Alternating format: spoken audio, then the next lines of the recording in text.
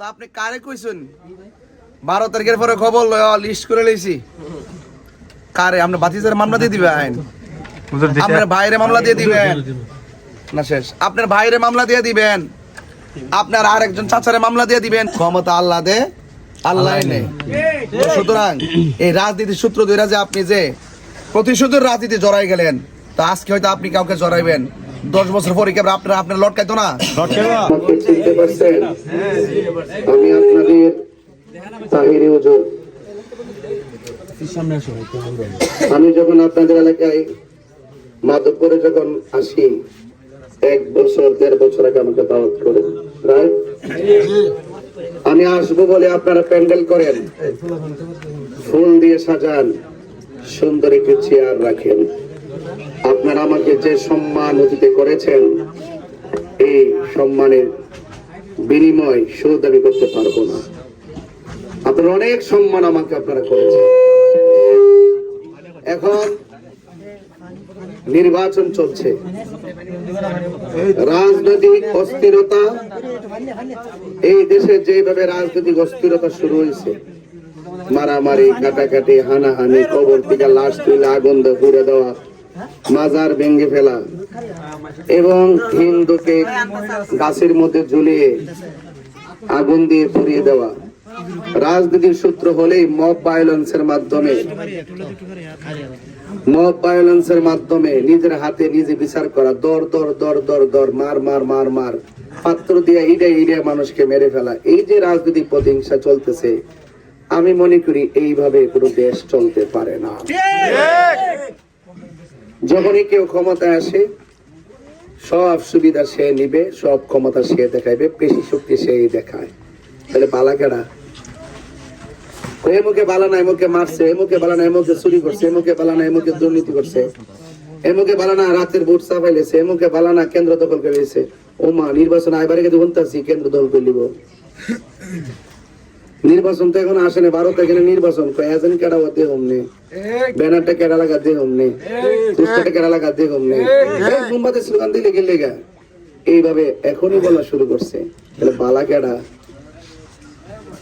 পরিবর্তনের জন্যই তো সব নাকি এই পরিবর্তনের স্লোগানই তো আপনারা দেন তো যদি গোড়ায় গাড়ায় যদি এরকম ভাষা ব্যবহার করেন আর মানুষকে জিম্মি করে রাখেন গোলাম বানায় রাখেন দাস বানায় রাখেন তাহলে আপনি কয় নম্বর বালা মানুষ আমি বলি বহরা ইউনিয়ন নাই রে আচ্ছা বহরা তো ওইটা ওই যে মধ্যে আছিল আর এটা আদর আচ্ছা আদর ইউনিয়ন না হালুয়া পরাটা আদর না গোপাল কোটা আদর না আচ্ছা তো এই যে আদর ইউনিয়নে আপনারা যারা আছেন মনে করে এই যে এটা হইলো মিঠা পুকুর নাকি আপনি যদি একটা দল করেন এখানে দল কিন্তু আরো 9টা আছে আসেনি তো বাকিরা কি তা সব কি তাহলে আমনে দলি করতো কিনে লাগছে সব এমনি কি রাজনীতি হইব তো এটা কইলি চলতো আপনারা কিন্তু হার হইন না আমি লয়ে পড়ছি এটা কইলি চলতো কেউ কারণ যেটা নির্বাচন কমিশনে কইতেন যে নির্বাচন কমিশনের সাপ এই দেশে আমি একমাত্র মানে একমাত্র আমি এলাম প্রার্থী আর কেউ হইতো না আর কাউরে দিয়ে না বোঝাতে দিয়ে না প্রতীক দিয়ে না এটা কইলে লিখতাম না এলাম হইলে কি আনি বন্ধ করে লিখতেন তার মানে বোঝা গেল 9টা প্রার্থী যে আইছে এটা রাষ্ট্রীয় ম্যান্ডেট বুঝা সাংবিধানিক রুলস বুঝে এবং সকল শর্ত পূরণ করে এই রাজনীতিতে প্রতীক নিয়ে আইছে এবার আপনি যদি কাউকে বাধা দেন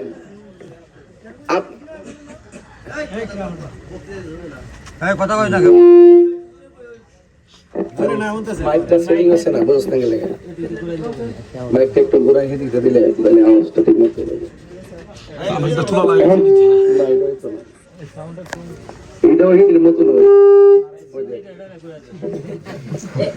আরে ডিস্টার্ব করে আমার মোমবাতির সমগ্র আরো ডিস্টার্ব করে আছে না আচ্ছা আমি যেটা কইতে চাইছিলাম আমি সরল ভাষায় বলতেছি তো যারা মিঠাপুকুরে প্রার্থীকে বাধা দেয় গিলাতলি সহকারে পোস্টার লাগাতে পারবে না, ব্যানার লাগাতে পারবে, হালুয়া পাড়া তো হালুয়া পাড়া 4-5টা আওয়াজ কি?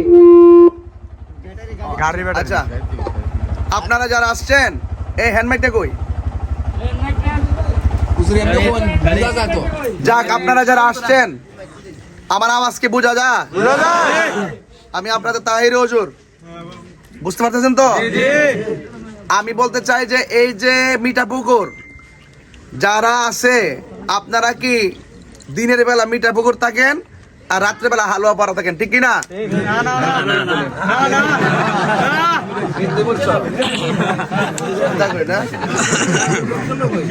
আচ্ছা, যাক।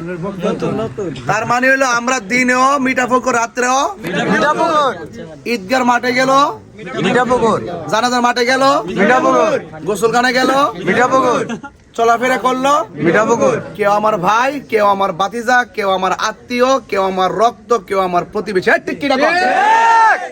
তা আপনি কারে কইছেন 12 তারিখের পরে খবর লিস্ট করে লইছি? কারে? আপনি বাতিজার মামলা দিয়ে দিবেন, আপনার ভাইরে মামলা দিয়ে দিবেন না, শেষ। আপনার ভাইরে মামলা দিয়ে দিবেন, আপনার আরেকজন চাচারে মামলা দিয়ে দিবেন, বই দেখাইতেছেন। তো আপনি ভোট পাইবার লাগে যদি অন্য সমর্থনকারীকে যদি হুমকি দেন, তাহলে বুঝতে হবে আপনার ভিতর থেকে মনুষ্যত্ব আর মানবতা হেরে গেছে, মানবতা হারিয়ে গেছে। কথা কোন ঠিক কিনা? আপনি যদি সত্যিকার অর্থে যদি রাজনীতি বুঝেন আর সত্যিকার অর্থে যদি আপনি যদি প্রকৃত রাজনীতিবিদ হন, তাহলে জনগণের রায়ের উপর আপনি ছেড়ে দিবেন। আপনার ভোট আপনি চাইবেন, আমার ভোট আমি চাবো। জনগণে ব্যালটের মাধ্যমে রায় দিবে কাকে সে প্রতিনিধি বানাবে, ঠিক কিনা?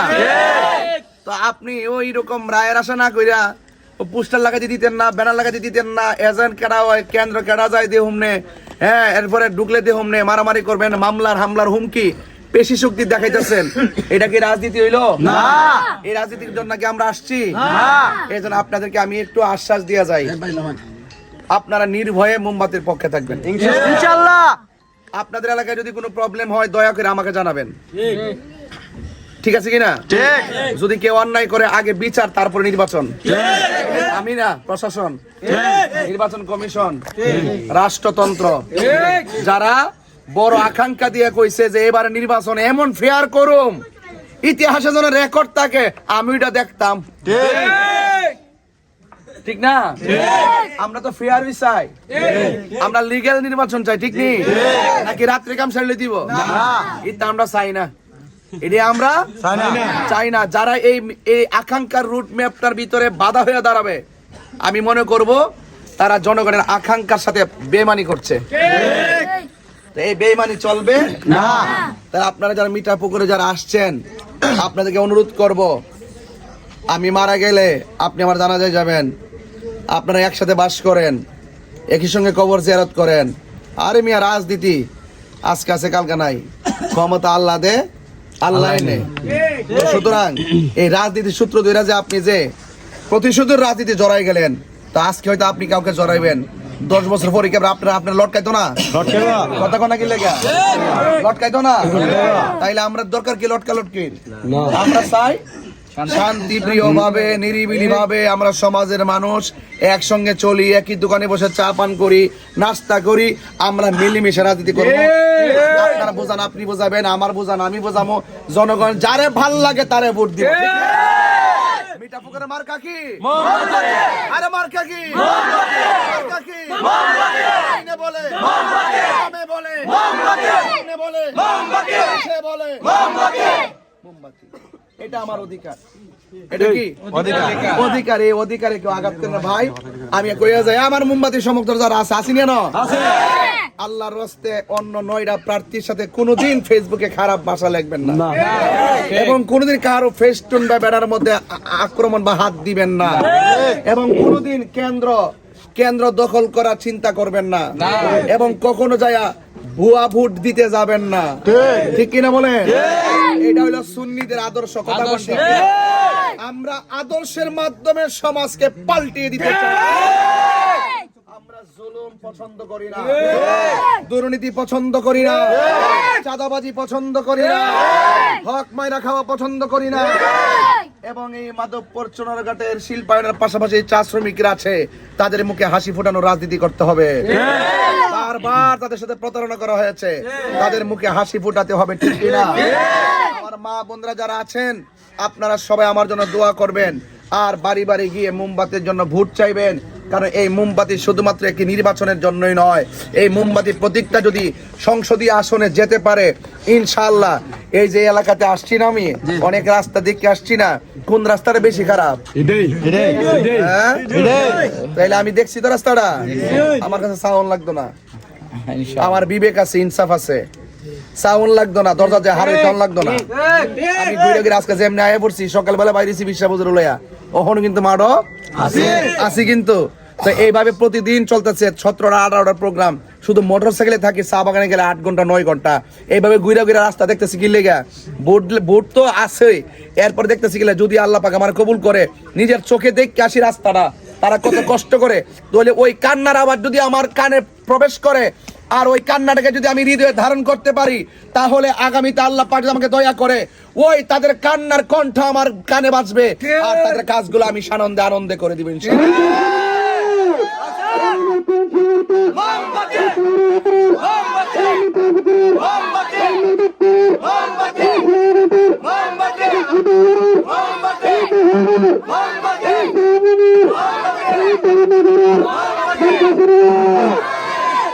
আমার জন্য দোয়া করবেন। আমি কিন্তু আজকে হঠাৎ করে আসছি, আমি এরা বলছিলাম যে আমি দিনের বেলা আসি, কারণ মিঠাপুকুরের মানুষগুলা এরা অনেক ওয়াজের পাগল, পাগলগুলা সম্পূর্ণ মুর্শিদের পাগল। আমি চাইছিলাম সবারই লইয়া সুন্দর করে সবারই নিয়ে একটু বসে আলোচনা করতাম। এরপর আপনারা হঠাৎ করে আসাতেও এতগুলো লোক আপনারা উপস্থিত হয়েছেন, আপনাদের সেই উপস্থিতিকে আন্তরিক ধন্যবাদ জানিয়ে আজ এখানে বিদায় নিচ্ছি। আসসালামু আলাইকুম ওয়া রাহমাতুল্লাহি ওয়া বারাকাতুহু।